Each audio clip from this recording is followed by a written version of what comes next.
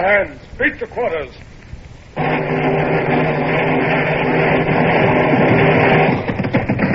out the guns. Stand by the starboard battery. One broadside into it, if you please, Captain Bush. Pointers on target. Linstops ready. Aye, sir, ready! Fire!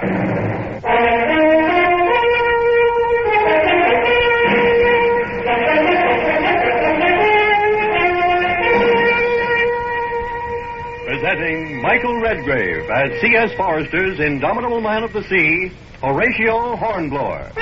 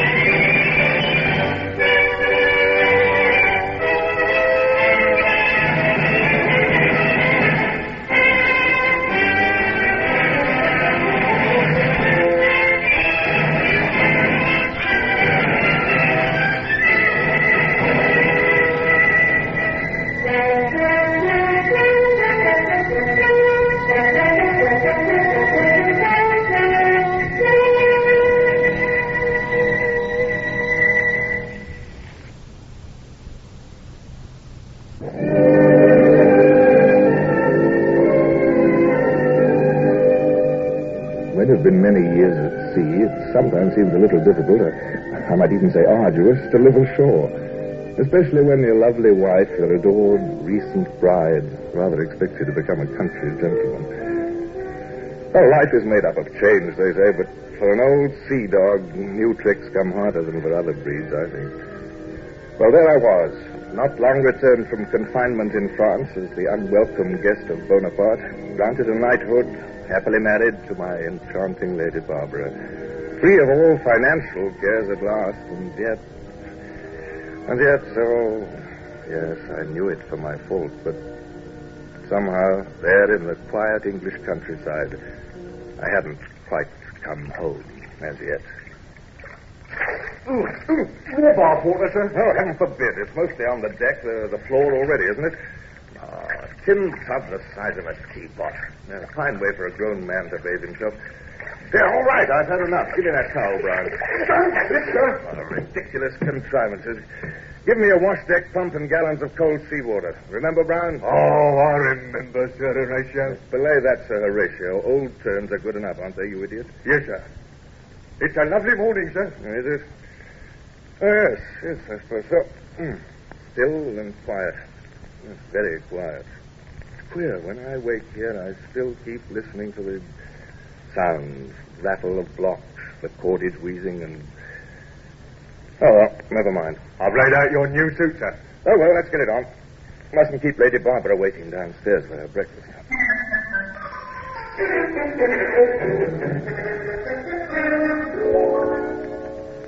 Welcome to the new Squire of Smallbridge. Now, you're laughing at me. You know perfectly well, Barbara, how I felt about that insufferable ceremony yesterday. Squire, indeed. Oh, I do know, my dear, and you were sweet. Suffering it all without complaint. Mm-hmm. Only the faintest glare of defiance now and then during the speech-making. Coffee, dear? Thank you. Well, what do we have planned today? I thought that you and I might drive across the Downs this morning. Uh-huh. Of course, you said you had a lot of reading you'd been putting off. Gibbon, was it? Well, yes. Yes, I do want to get to that. It's, yes, quite soon, in fact. A letter for you, Horatio. Oh, thank you, Wiggins. The messenger is waiting, my lord. He is from the Admiralty in London. The Admiralty? The Admiralty, eh?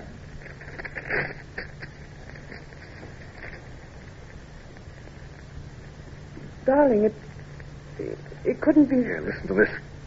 The Lords Commissioners request that I present myself at once. Matter of extreme importance which cannot even be discussed except in... Hey, Wiggins, where's Brown? Tell him to get out my best uniform and sword. Tell him to pack my things for the night. And look, tell him that... You're going to London right away? Well, my love, the letter says at once. Remember, we're still at war with Bonaparte. Now, up with you, Wiggins. Tell Brown I'll be upstairs immediately. I want him to drive me. We'll take the chariot. I wished I didn't need to look at her just then. After the first surprise, she would try so hard to appear calm and pleased that I was pleased. I hadn't been quite frank with her, perhaps. To be exact, the letter asked whether or not I would accept a new appointment. I didn't know what to say to Barbara, but... Oh, my dear, it's merely for the night. I'll be back in the morning, whatever this amounts to. Yes, for a day or so, perhaps. Oh, just look at you, brazen child. Excited as a midshipman. It's breaking over you in waves. Do you suppose I don't see it? Oh, my dear, when the Admiralty itself, I must at least find out. I know what you'll find out. Wild horses couldn't hold you now, of course. Do you know how long we've lived here at Smallbridge? Why, 2 months. 2 months tomorrow, Oh, dearest, I've always known. Retirement simply isn't in your line. It's a great honor to be recalled so soon. You must be pleased. And I am, too. If they appointed me a Commodore, well, they might, you know. Well, if they did, I might have to go back to sea again. Darling, we've been married 6 whole months. A wonderful half year. I've had that much of happiness with you. And whatever happens, you'll come back to me. I know you will. Of course I will. Oh, Barbara, I swear, you're a woman in 10,000.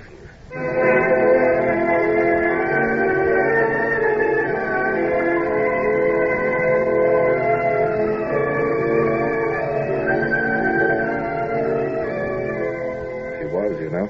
In all my life, I'd said no truer word than that, I told myself as we drove up to London. Well, we made excellent time. Brown knew his business with horses. I never understood the peculiar beasts. Brown was good at everything. Best captain's coxswain in the Navy, and now the perfect manservant. Still, I rather thought he mightn't mind going back to sea again. There was a queer look in his eye, especially when we drew up before the Admiralty in Whitehall, and I was ushered in to the First Lord. Sit down, Captain Horatio. Well. Left your newfound domestic bliss behind, when you received our letter? Well, may I ask what it is you have in mind for me, sir? Of course you may. The Baltic, Horatio. The Baltic? Is Russia coming into the war, then? Who knows? I wish I did. That very question's at the heart of this whole project. Our letter did say, didn't it, that you'd take rank as Commodore with a captain under you. You have 6 ships. The Nonsuch, 74, a ship of 4. The Nonsuch? I know her well, sir. Both the Russian Tsar and Prince Bernadotte of Sweden have teetered back and forth for months, you know. Oh, from all I've heard, Boney's making tempting offers to them both. And Bernadotte's a Frenchman, after all. Is there really any chance that they might join us, sir? They might, if we handle them sensibly. They have as much fear as we, now Boney's gobbled up most of the continent. The die will be cast any day, we think. If we can show those Baltic powers some British naval strength to count on. I understand, sir. At any rate, we've got to keep the Baltic open for supplies. So much that we need here comes by those sea lanes. Well, are you ready? Is it settled? Yes, it's settled. Good. Now tell me, who would you like for captain of the Nonsuch? Under you? I'd like to have Bush, sir, if he's available. I'd hate to go to sea without old Bush. I rather thought you'd ask for him. That wooden leg of his won't be a handicap to think. No, I think not, sir. You two have seen some things together, haven't you? First met as young lieutenants on the old Renown. That's right, sir. Well, then, Bush it shall be. Now, then, let's walk across and see the Foreign Secretary. He's sure to have some secret orders for you.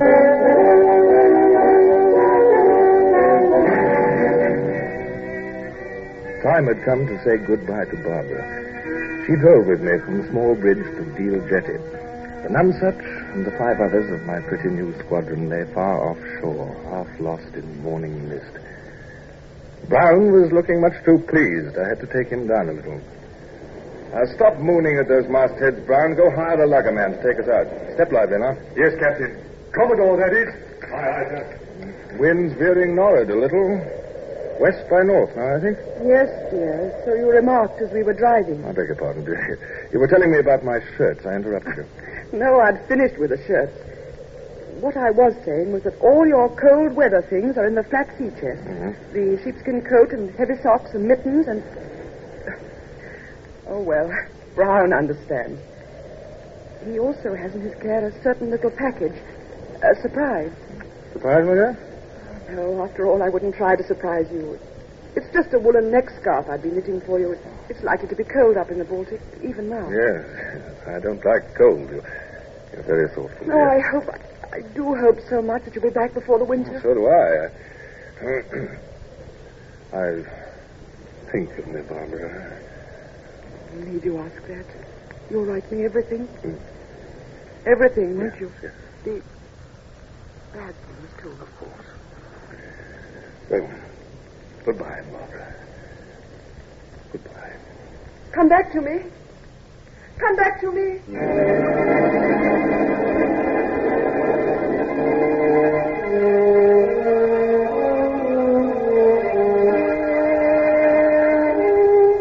It touched me that she should say that. Come back to me. Like any witless wife of any common seaman. As if by some power of my own I could control French cannon shot. But it made me love her all the more. It made my heart ache, too, that she should say such foolish things for all her pride and elegance. The little lugger pitched and rolled a long trip all alone out to my ship. Oh, I could have let her come along. It would have done no harm. They'd seen me from the Nonsuch as we came tossing up the wind and laid into the big two-decker's lee. My old friend Bush, as captain, had turned the whole crew out full dress, and I was piped aboard with all the honors of a commodore.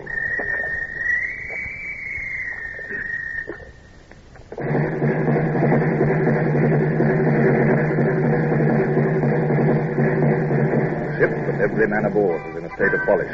Bright brass work, 6 side boys in white gloves, the whole Marine Guard and their band, a double lane of bosun's mates with pipes.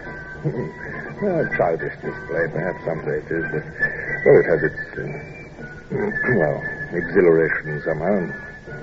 There was old Bush on the quarterdeck, surrounded by his officers, and all saluting stiffly. I had to check myself, or I might actually have been. That would have been ruinous to discipline, so naturally I just stalked up the line, handed salute. Morning, Captain Bush. Good morning, sir. Welcome aboard. Sometime since we've met, Captain Bush. You'll note that your pennant's going up. Commodore's flag to designate your ship in the flotilla. Oh, indeed. Well, Captain Bush, we shall get underway at once, if you don't mind. No time to lose. Be good enough to signal the others of the squadron. Aye, sir. Very good. We sail on secret orders. I'll apprise you of their nature, Captain Bush, if you'll kindly dine with me this afternoon. You old sea urchin. I shall be there, sir. Thank you. Mr. Adams, pass the word to our 5 other ships. Underway at once and keep formation. Aye, sir. Underway. Anything wrong, sir?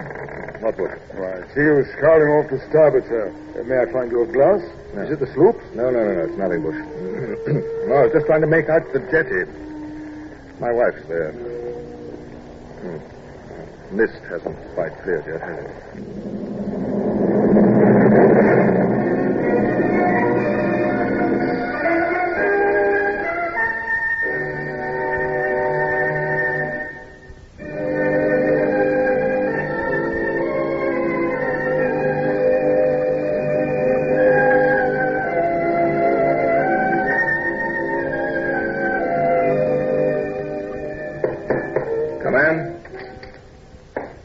Brown.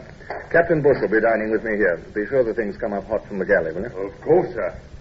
I've finished your unpacking. I trust it's satisfactory, sir. I placed the gift from Lady Barbara there on the bulkhead shelf. Yes, I saw it, Brown. Oh, it's a beautiful neck scarf, sir. Such fine, soft wool. Yes. I was to remind you to wear it, sir. Cold morning. Yes. All right. I'll consider it. Come in. Captain Bush. I'll go and bring you dinner, sir. Well, alone at last. Look, you know you had me grinning like some absurd schoolboy up there this morning. I was so proud, so flattered that you'd ask for me, Horatio. I scarcely... Come on, sit down. Our dinner will be coming any minute. I'm glad to see you, my old friend. Oh, well, let's get down to things of more importance. Look, I've been studying my so-called secret orders and these charts. We're headed for the Skagerrak, my friend. I was inclined to think so, sir. Then through the Kattegat and up the Narrows. The Danes will resist, I suppose. Can't help themselves. Napoleon's on their backs. And what about the Swedes? That's just what no one seems to know. It's touch and go, apparently, with both the Swedes and Russians. We have to be prepared for anything. Kattegat Sound is only 3 miles wide part of the way. Mm-hmm. Sweden to port, Denmark to starboard. Yes, real Skillet and Charybdis, huh? Well, Bush, the powers that be have left decisions up to us, and we are going to have to improvise. Now, once we're off Göteborg, I'm going to try and pick up some fresh news on Swedish doings. Well, let's hope that Bernadotte is leading our way by then, sir. Yes, Bush. If not, we'll simply have to blast our way in somehow.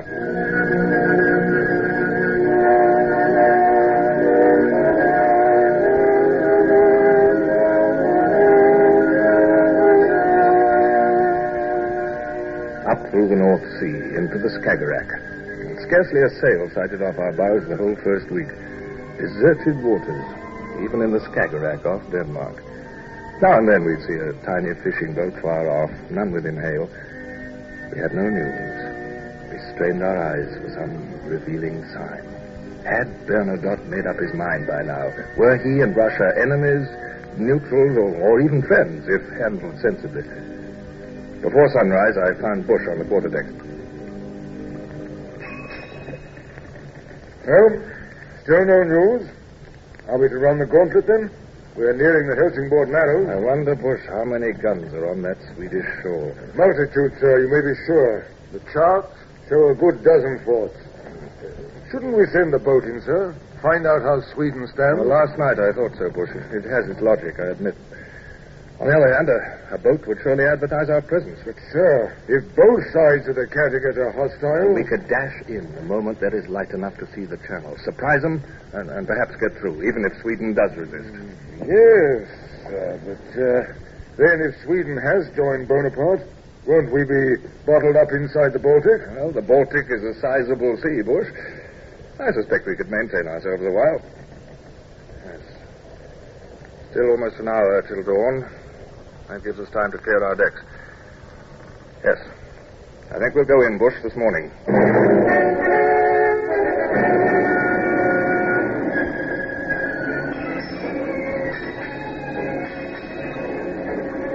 An hour had passed. We came into the narrow channel just as the dawn broke in a dark gray mist. To starboard, hostile Denmark. To port, the riddle, Sweden. Was she our enemy? Well, we'd soon know, at all events. Are the guns run out, Captain Bush? Aye, sir. And the fire pumps manned on every ship. Here's for it, then. What signal for hoisting to our other ships, sir? The signal is, proceed to leeward in battle order. Lotus shall lead. Lotus shall lead, sir, did you say? I did. We'll bring up the rear, Bush, naturally. Your face. I know. It's disappointing not to lead, but we're the shepherd of this little flock. We're the best built. The lead ships might get through before those shore gunners wake up. They're awake already, Which shore fired that? The Danes. They've seen us, sir. Yes, there's a drift of smoke to starboard, see? That's where it's firing to starboard, Captain Bush. Yes, Mr. Adams, so I gather. By the way, did you know that those low cliffs are Elsinore, where Hamlet walked? I beg your pardon, sir? Yeah, never mind. We've no time now for literary small talk, have we? Signal to Lotus, Mr. Bush. Return the fire to starboard. We'll keep exact station astern of the Harvey, if you please.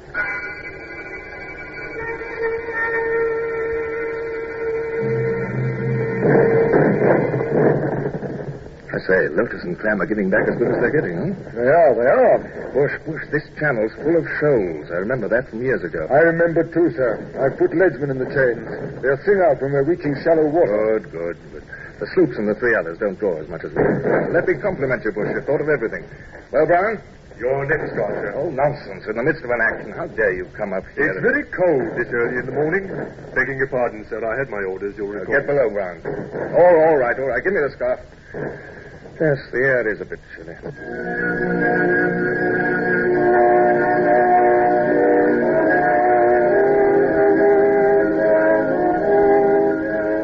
With Elsinore abaft, the channel widened, and we were out of range from shore. There'd be about an hour, I reckon, before we reached the further narrows, a longer gauntlet to be run. And at its end, 2 Danish islands, Saltholm and Amager. We had to pass between these, close to both. Full daylight now. They'd see us coming. We could no longer profit by surprise. But anyhow, all hands at breakfast and relaxed and waited, as I knew, for the real test. An infernal din of guns broke out as we approached the channel. Well, our starboard guns can speak together after all. Well done. I wasn't too sure about that at Elsinore. A little ragged. So far, the Swedish guns had all stayed silent. And as if to make up for that, though, the Danes were throwing in everything they had at us. Saltholm and wider waters seemed a very long way off. I found myself walking up and down. No, that wouldn't do. Indifference, Commodore. So I stood still and looked about me casually.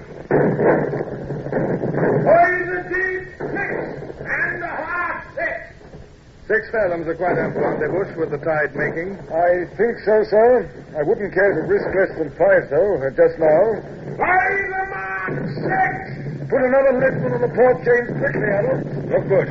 Saltholm and Amager, at last. See them rearing up ahead there? Both bristling, I'll be bound. Yes? Smoke bursting from Amager already. This tells the story, doesn't it? Saltholm is where they keep their powder stored. And a half 5. And a half 5, sir. Saving a soul, that's certain. I hope. Bush, how is it? And the opposite. Our neighbor's gone. How's the trailing? Quarterless, boys! Quarterless, boys! We're nearing those shoals, too. Harvey's quite helpless, eh? Yes, I see. Oh, damnable luck, Bush. We'll be alongside her in a moment. Back the maintop! Stand forward the heaving lines there! Help the lead! That's speaking trumpet, huh? Aboard the Harvey there! Can you hear me? Aye, sir. I'm Lieutenant Smith, sir. Anyone inside, Mr. Smith? Lieutenant Mound, sir, knocked unconscious. 2 men killed when the shell struck. We'll bring Mr. Mound aboard here, then. Send men down for him, Captain Bush. Put that ready to right smartly and stand by to receive our line.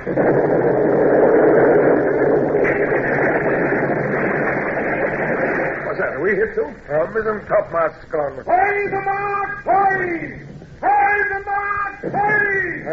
That's better. We must be bearing off the shoal. Yeah, here's that one. The reaching is much too easily. Saltholm, I don't like it. Yes, sir. Short range. And now that we're delayed... Now, look here. Those powder stores of theirs. Let's make a try for those. They might lie just beyond the highest fort. It seems fairly logical. Why not? But, sir, how do we know where to... Aye, sir. Certainly. Mr. Adams, have starboard batteries raised tight. Try for a hit beyond that big red fort. Say by 15 yards. By 15 yards. Pass the word, Adams, instantly. Starboard batteries to stand fire! Target 15 yards past the red fort! 15 yards past the red fort! Wild idea, I suppose, Bush, but we simply can't sit here till the Harvey is in tow. It's too much like duck hunting with the nonsuch as the duck. Ready? Fire!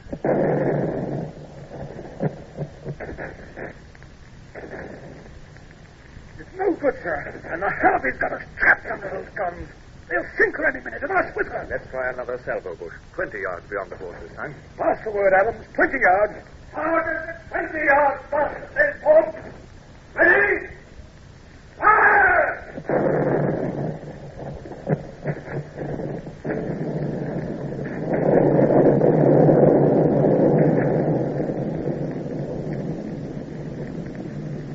It's awesome, sir. That blast. I think, why, yes, it's even taken the fort with it. That fort and all its guns. At least they're singularly silent. I still don't quite believe my eyes. A lucky guess in place of sound ballistics, eh? That makes no sense. Well, yes, the business now. Where's my trumpet? Mr. Smith! Mr. Smith! Have you our lines? Are they secure? Ready to get out of here? All right, sir. One more moment, sir. Well, the cable's coming over now. We'll take you out down first. Understand? Stand by for the cable, then. Down first it is.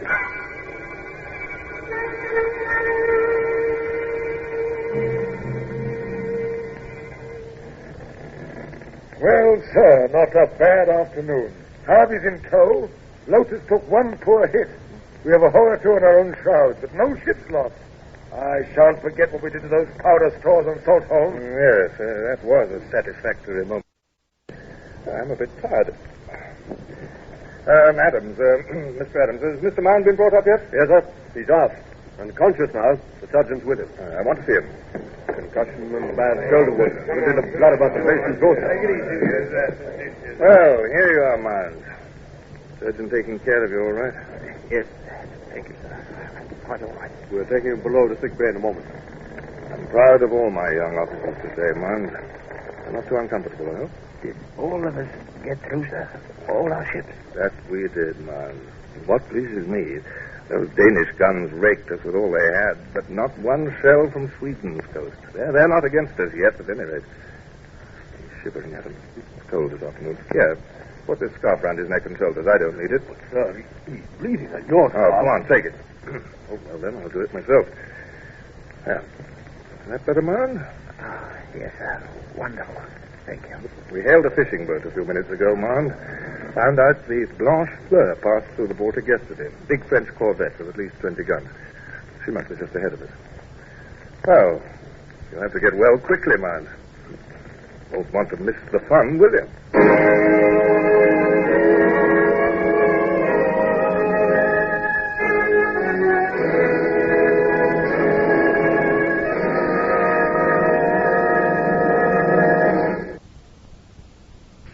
Horatio Hornblower, starring Michael Redgrave, is based on the novels by C.S. Forrester.